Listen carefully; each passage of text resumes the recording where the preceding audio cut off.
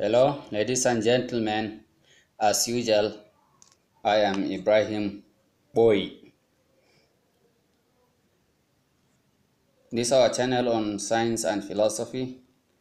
Someone yesterday made an honorable request that though we are just starting, that it should not be continuously science alone. So she made a request for at least a very short uh, presentation on philosophy. So, since she hasn't given me any topic, I had no restriction. I decided to choose a topic that is paramount to the possibility of our national coherence, unity, and development. And that I decided to name the different the wisdom enshrined in differences. Of course, as you know, our country is made up of many ethno-religious and tribal groups. Yes, let us see. Such differences, are they a strength or a weakness? As we will explore nature, I have learned to look at every situation in nature through the window of the laws of science.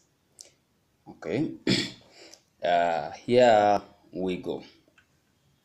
Let us look at the earth, its own surface, how it utilizes differences to provide us with the essentials of life.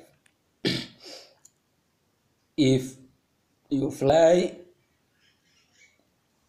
if you fly a satellite into space, took it of the earth, it would appear smooth. But when you walk on the earth, or on the surface of the earth, you would be a living witness that that surface is far from being anything smooth. You have valleys, you have high mountains, you have high hills,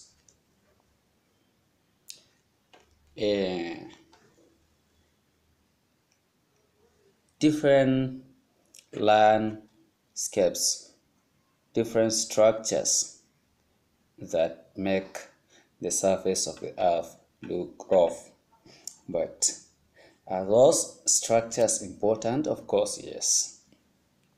Without the high hills and valleys, we wouldn't have been having rivers, because most rivers originate from fountains in high hills that form small streams that integrate themselves into a large body of water flowing in a valley that becomes that eventually becomes a river of water, that is a large body of water flowing along the path of least resistance. This path of least resistance also represents a difference, because it moves from a land that is higher towards the land that is lower. So without these differences, we couldn't have been having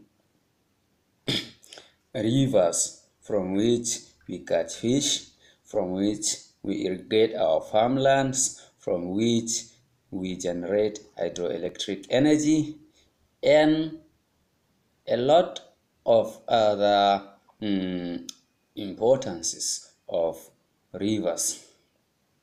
Not even to talk of the influence of these differences, I mean the roughness of the structure of the earth on our climate.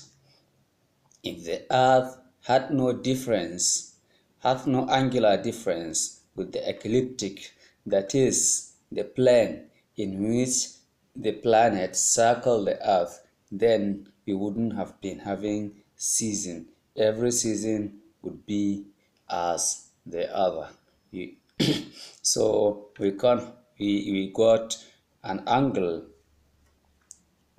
between the Earth is tilted a bit uh, with respect to the ecliptic, so that we have seasons. If there are no temperature differences, if we do not have temperature differences due to the rough structure of the Earth's surface, then the temperature of the Earth's surface, at least of a particular hemisphere, would have been uh, uniform, and that would mean wind would not move from one region to another. So if we don't suffocate, at least we would not have uh, wind power to generate. Let us go a little far back to the beginning of the universe and assume that the Big Bang theory is the actual theory that uh, describes the eventual uh, birth of the universe. But we are all aware that the Big Bang theory could not stand until Alan Guth came into help with the fact that it wasn't as George Lamate thought, that it was an Earth or solar system size primordial ball that exploded, but it was an infinite curvature of space and time that formed a singularity. That singularity means space and time infinitely curled up into a point that is much smaller than a neutron today. So the entire universe originated from that. So it was infinitely curved, and infinity is the one of the most stable conditions we know in we can imagine. But what broke the singularity?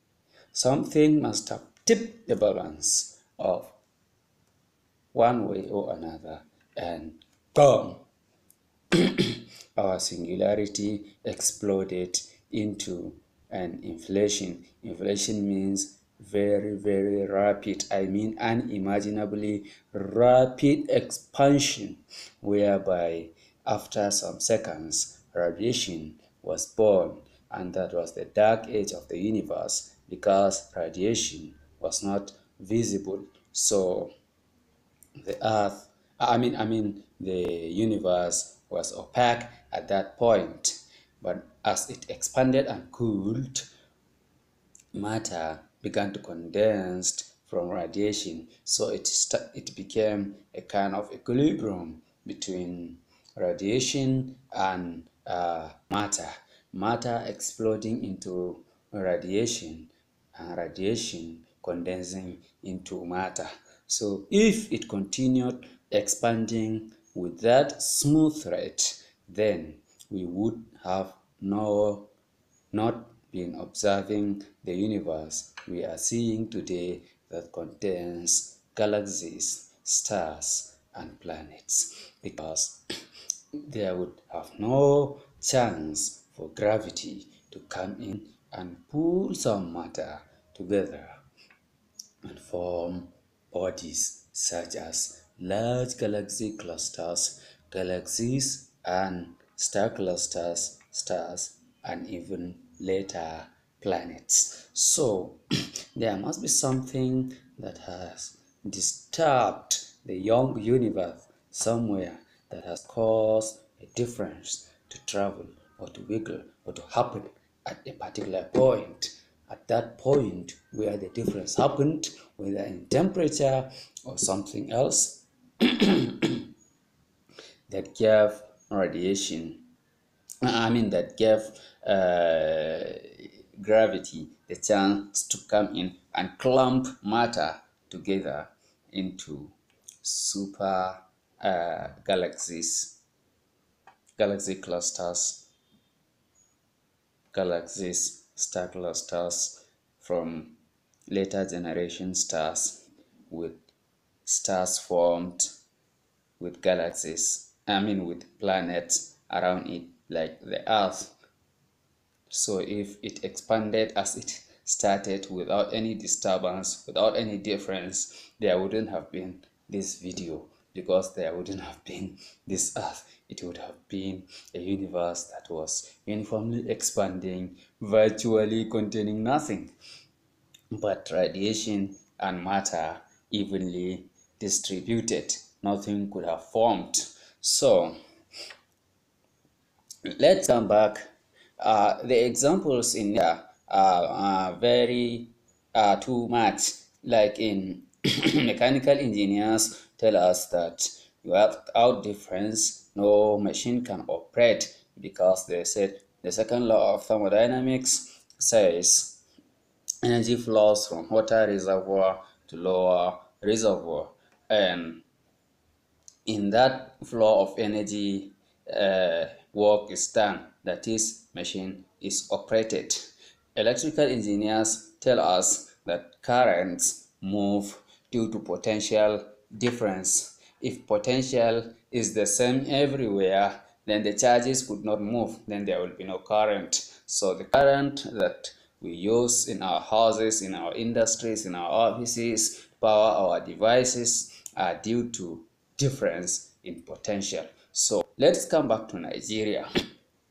As we have different ethnic groups, different regions, the different geographical and climatic conditions put together, I think, is an energy we should harness. Wisely rather than abuse by chaos. We have in the East people that are business inclined, and also there are farmers among them, and their land grants the growth of crops that would not grow elsewhere in the country. But there we have palm oil and coconut, a lot of other things from them. In the West, we have peculiar people that speak a different language, and a climate and land that grows only particular crops. That grows particular crops that do not grow elsewhere in the country, but in that region, and they have their own specific character by which they contribute to national development if we appreciate our differences as strength, not as weakness. So also, if you come to the north, we have a particular geography, particular set of people